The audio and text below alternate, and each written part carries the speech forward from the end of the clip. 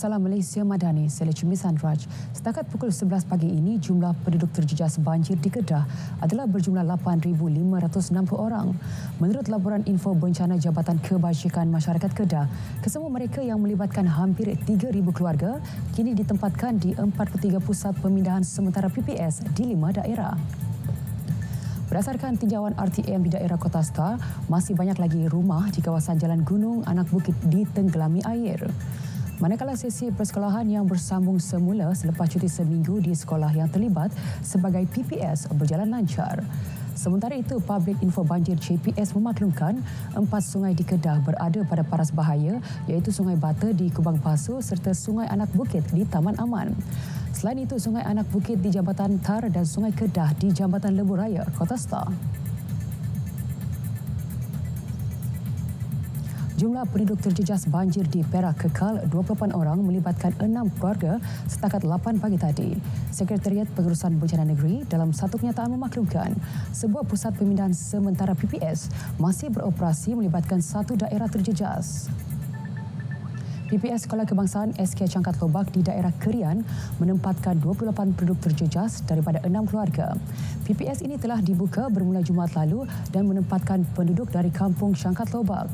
Sementara itu, Jabatan Kerja Raya JKR Perak turut memaklumkan laluan Bagan Serai Cangkat Lobak hanya dibuka kepada kenderaan berat sahaja. Justru pengguna lain dinasihatkan menggunakan laluan alternatif Jalan Pintasan Alopogsuh, Bukit Merah.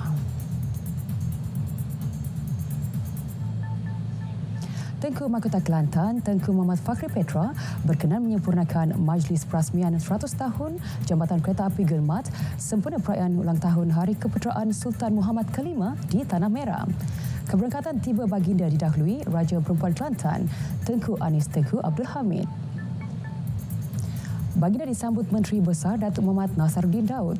Gimik perasmian majlis dimulakan dengan pencahayaan Tugu Rangka Jambatan Guillemard manakala kereta api dari Tumpat ke Kuala Lumpur yang melalui kawasan tersebut diiringi percikan bunga api lebih 15 minit. Jambatan ini mula dibina pada April 1920 dan siap dalam bulan Julai 1924. Ia dirasmi dan dibuka pada 19 Julai 1924 dan operasi pertama perkhidmatan kereta api awam melaluinya bermula pada 21 Julai 1924. Jambatan yang terletak di Sungai Kusial ini bukan sahaja menjadi mercu tanda bagi daerah Tanah Merah, malah ia juga menjadi tumpuan pelancong.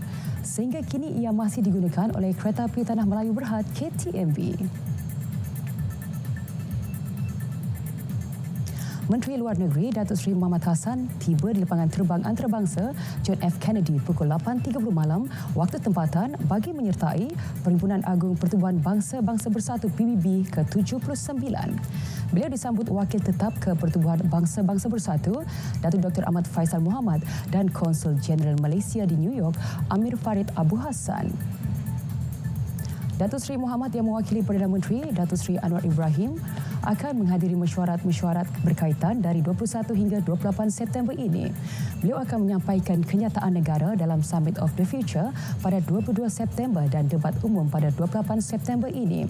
Ini merupakan kemunculan pertama beliau sebagai Menteri Luar Negeri di perhimpunan tahunan ini. Pendekatan Malaysia di PBB akan berteraskan 3 tema utama iaitu mempertahankan prinsip, menerima reformasi dan mengukuhkan kerjasama. Malaysia juga akan menekankan prinsip-prinsip asas yang terkandung dalam piagam PBB dan undang-undang antarabangsa serta menyeru untuk pelaksanaan reformasi kerangka global bagi mempertahankan dan mengangkat multilateralisme serta kedaulatan undang-undang antarabangsa. Datuk Seri Muhammad Hassan dijadual menyertai beberapa mesyuarat-mesyuarat peringkat tinggi termasuk ASEAN, Pertubuhan Kerjasama Islam OIC, Commonwealth, Pergerakan Negara-Negara Berkecuali NAM, G77 dan China, World Economic Forum WEF dan G20. Antara isu-isu yang akan diberi penekanan termasuk merapatkan jurang pembangunan antara negara-negara membangun dan negara-negara maju serta tindakan susulan kepada keputusan pendapat nasihat oleh Mahkamah Jenayah Antarabangsa berkaitan Palestin. Sekian Semasa 12 dari Sungai ke Segara, Palestin pasti merdeka. Salam Malaysia Madani.